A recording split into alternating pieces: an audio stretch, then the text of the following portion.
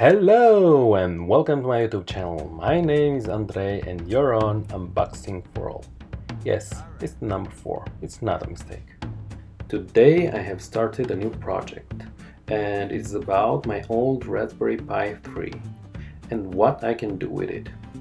But first, don't forget to like and subscribe so you can get all my new updates.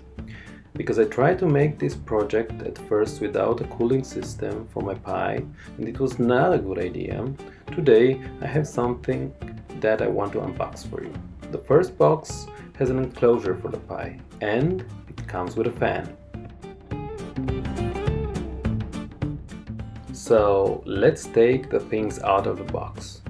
First we have the user guide and then the 3 radiators. Last but not least, there is also the fan. And of course some screws and some pads.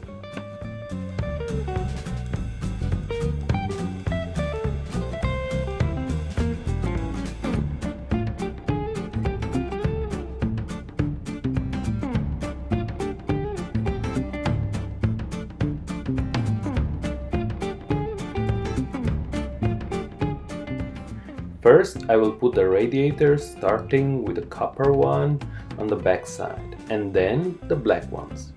The radiators have a double-sided adhesive tape so you can easily fix them on the CPU RAM and the Ethernet USB controller.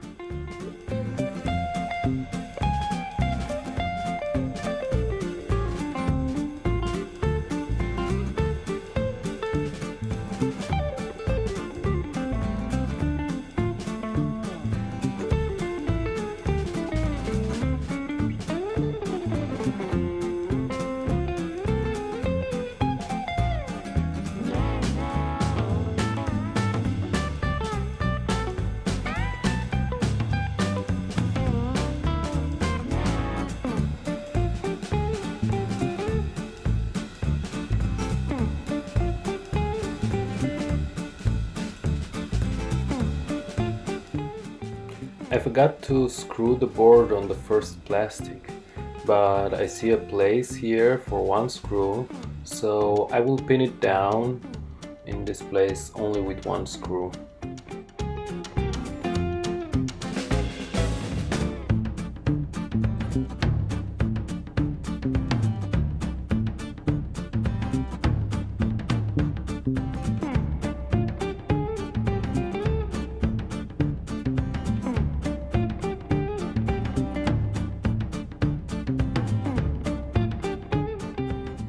Next is the fan, and of course I first thought I only need 2 points to pin it down, but after putting it all together I realized it is not in the perfect place, so I have rotated it around so that the wires are a little shorter, and yes, put all the 4 screws in. We have 2 speeds for the fan. One is the quiet mode and the other one is the full speed. I noticed when the fan is on full speed and there's nothing playing on the TV in the room, I can hear a little noise coming from the fan. So I decided to keep it on the low speed.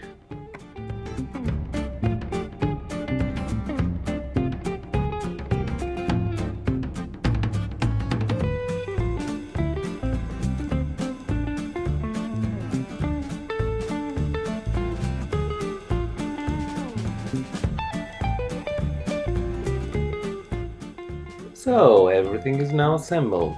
We can head out to our next unboxing.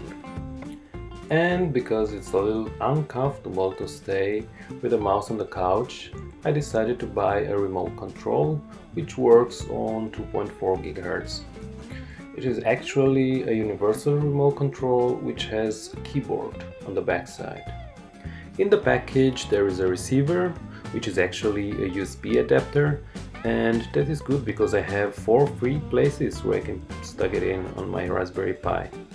The remote that needs 2 batteries, remember that they are not delivered in the package, and how could I forget the user manual.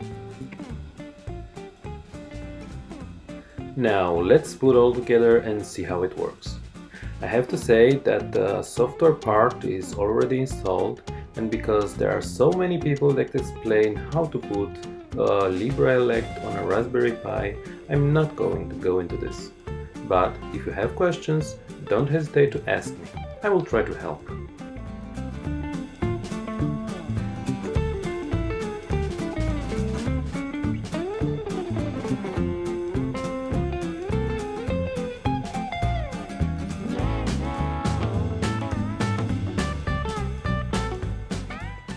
As you see, everything works fine and I can watch YouTube. Netflix is sometimes not as smooth, but there are more factors that come together. For example, because it's the Raspberry Pi 3, or because the cooling is not that perfect with the fan on the low speed, or because the internet connection is not the best. But YouTube, or watching movies from my NAS, or even IPTV works very good in HD format. That was it for today. If you have questions, do not hesitate to write me in the comments below.